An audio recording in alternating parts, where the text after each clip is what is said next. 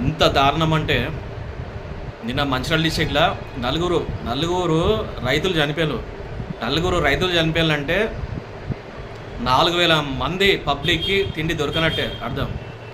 ఈ IPL teams ఉన్నాయి కదా, 10 మంది టీమ్స్, 10 మంది ఓనర్స్ ఒక్క సంవత్సరం మొత్తం ఐపీఎల్ పోస్ట్పోన్ చేసుకుంటారు ఆయన. రైతులు చనిపోతాను.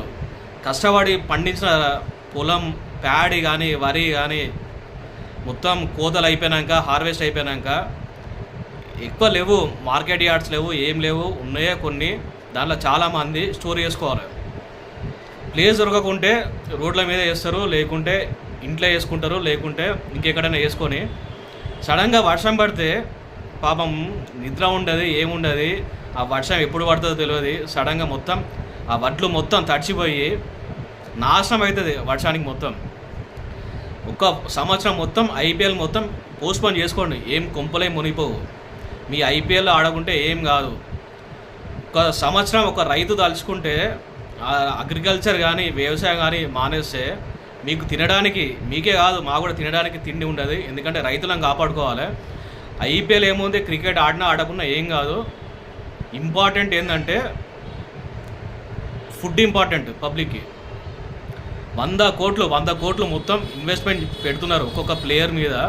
100 కోట్లు 10 టీమ్స్ కలిపి నియర్లీ 100 కోట్ల పైసలు మొత్తం ఖర్చు చేస్తారు ఈ ఐపీఎల్ ఆట మీద.